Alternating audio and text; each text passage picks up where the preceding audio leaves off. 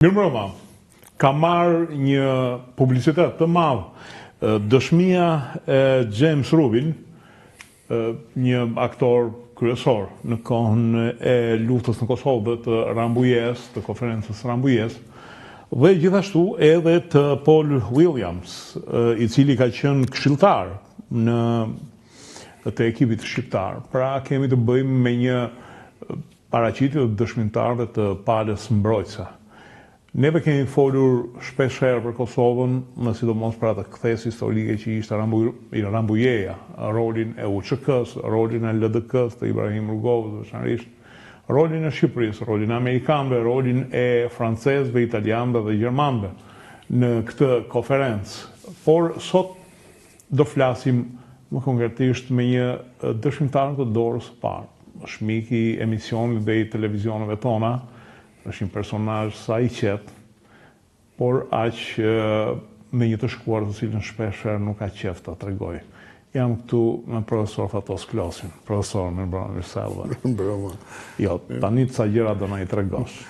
Megjithëse James Rubin tha në dëshminë e tij mos më bëni ta hap arkivat sekrete, tha.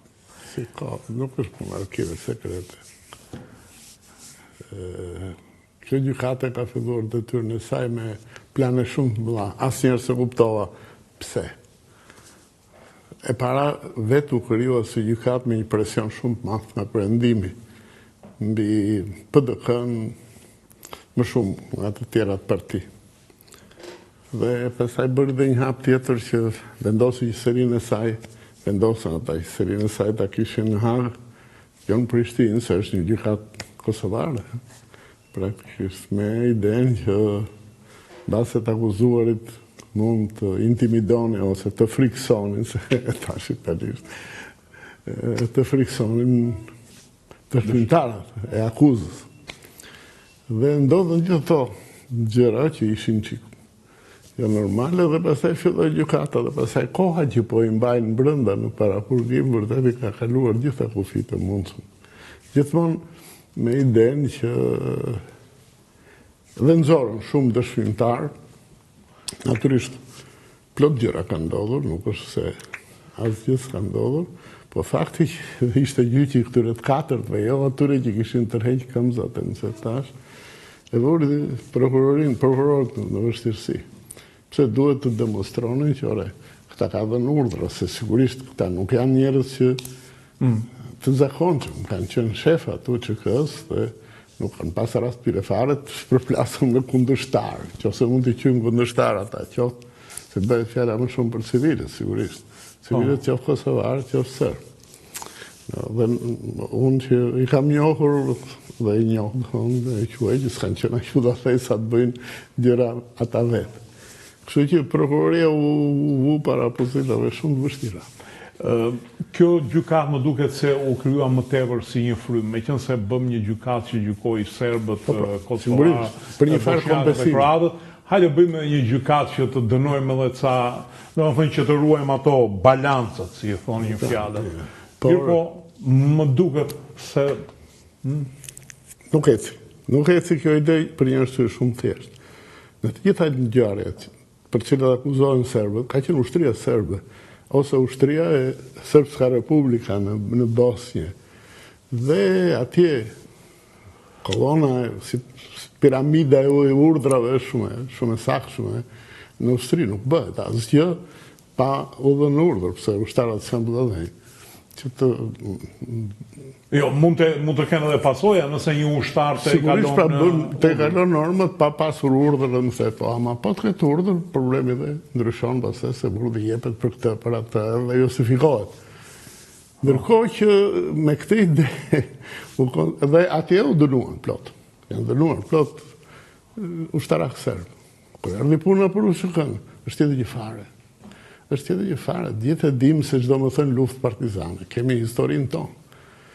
Që një luftë që zgjati 2 vjet paktën, pjesa e fundit të asaj lufte, dhe e dim se me çasikletësh kanë luftuar. Sa është kollajshme të përplasesh, këtu kishin një armik vërtet. Në atë kohë, Jugoslavia ka qenë fuqia 3 ushtarake në Europë. Unë e di të dytën, po s'ka rëndësi. Por dihet që ka qenë një ushtri shumë e fortë. Dhe ishte një ushtri që nuk erdhi si pushtues aty, ishte brenda. Pse se Kosovën ata kanë marrë që pas luftës së parë botërore, domethënë. Edhe pra e kishin pushtuar në mënyrë kapilare. Sigurisht, por shërbimet sekrete sigurisht që kishin shumë bashkëpunëtor.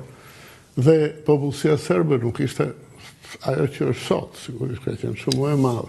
Pra ishin shumë faktorë që e bëjnë diferent të ndryshme në situatën e një lufte partizane se që kishim neve me pushtusin, përmërsi se ishte klasit parë, Wehrmachti Gjerman. Po dhe ushtria serbës, apo e thamë që nuk ka qenë e parëndësishme.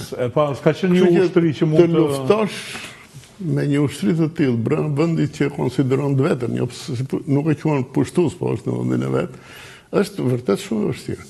Dhe dihet që komandat që kanë qenë në zonat të ndryshme të Kosovës nuk kanë qenë ai të lidhur, anërisht sot ka celulare, ka ca mjete. Të gjitha këto mjete përgjohen. Nuk është hiç vështirë për një vend si Jugoslavia, me aleat fuqishëm si rusët në atë kohë që ishin shumë më tepër se sot, që ishte shumë e vështirë që ushtria çlirimtare e Kosovës të kishte modelin e një ushtrie të rregull si që ushtria jugoslave. Dhe sot tu ka ardhur çështja me gjykatën. Meqenëse se gjykata praktikisht dështoi për ato krimet e mëdha, si Shtëpia e Verdhë dhe kompani që ishin propagandë. Ishin sigurisht propagandë. Dhe ata e morën me entuziazëm në fillim që kishin. Doli që nuk ishte aq thjesht. Sigurisht thash dhe në fillim, nuk është se s'ka ndodhur gjëra. Në një vend, në atë situatë, kalon nga një lloj pushteti në një tjetër, gjallëdia me forcat të huaja që mbanin rregullin e mbështettar se u futën aleatët aty brenda, edhe ambienti për krime, për hakmarrëra të vjetra, edhe grabitje, u bë në komod. Kështu që ka ndodhur, po nuk janë këta që duhen akuzuar për gjëra të tilla. Profesor, thuhet që dëshmia James Rubin në një farë mënyrë demitizoi Hashim Thaqin. Në fakt Hashim Thaqi, më sa di unë, kur nuk ka thënë që unë kam qenë komandant i përgjithshëm. Po s'ka qenë. Po dhe isë politika ka qenë. Po. Shtjetë gjë, komandant më kanë qenë tjetë gjë. Ka pasur komandant shtabi atje, ka pasur dhe njerëz më të rëndësishëm se Hashimi. Me thënë drejtën, Hashimi u bëj njohur me Rambujen. Me qenë se janë shumë motive. Me qenë se ata që ishin vërtet, nuk ishin brenda Kosovës, o Zvicër, o Shqipëri, se kështu organizuar, edhe UÇK-ja. Dhe nuk shkonte që atje të venin njerëz që ishin jo direkt nga lufta dhe u caktua Hashimi. Hashimi është djalëzgjuar, ka qenë i rëndësishëm, por nuk ka qenë ai kryesori. Nuk ishte komandanti operativ në teren. Ai e përfaqëson të UÇK-n në marrëdhënie me partnerët, me shtetet të tjera,